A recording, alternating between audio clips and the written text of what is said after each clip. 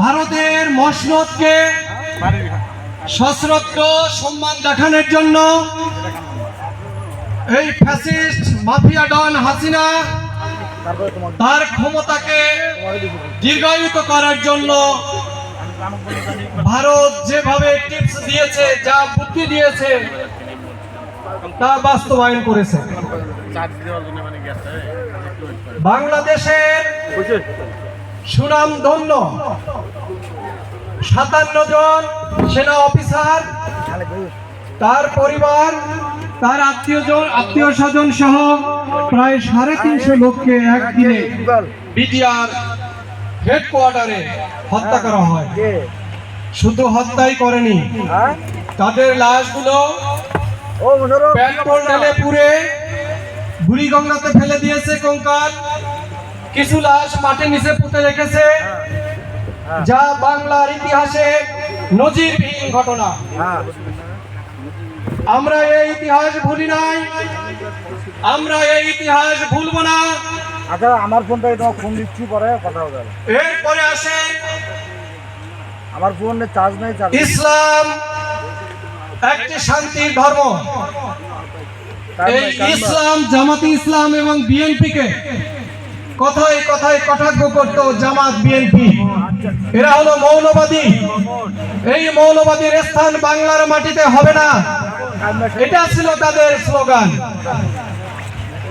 এরপরে গণজাগরণ মঞ্চ তৈরি করলো শাহবাগ ঢাকা বিশ্ববিদ্যালয়ের প্রান্তরে।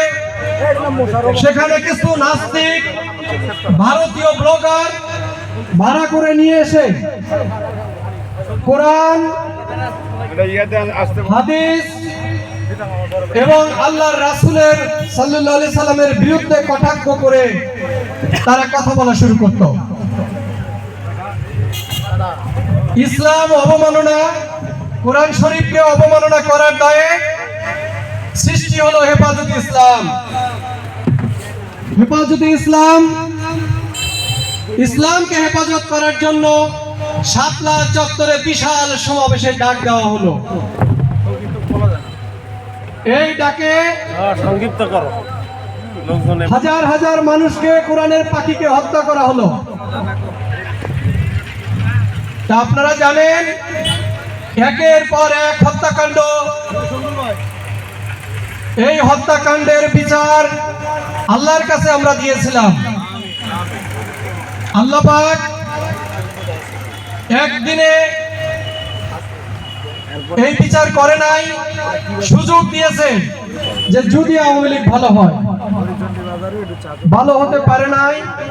অবশেষে গণ অভ্যুত্থান, এই জুলাই অভ্যুত্থানের মাধ্যমে দুধের বাচ্চাদের রাজপথে নেমে বুকে তাজা রক্ত ঢেলে এই বৈষম্য বিরোধী ছাত্রদের সাথে অভিভাবক, তার পরিবার, ছাত্র, কৃষক, শ্রমিক, জামাত, বিএনপির সকল অঙ্গ সহযোগী সংগঠন একযোগে নেমে 5ই আগস্ট গণ অভ্যুত্থান গঠনের জন্য গণভবন অভিমুখে যখন আমরা রওনা হলাম, হাসিনা বেয়াদিশার পেয়ে দেশ থেকে পালিয়ে চলে গেল। এরপরে দেশ স্বাধীন হলো। এই স্বাধীন দেশে আমরা এখন আছি।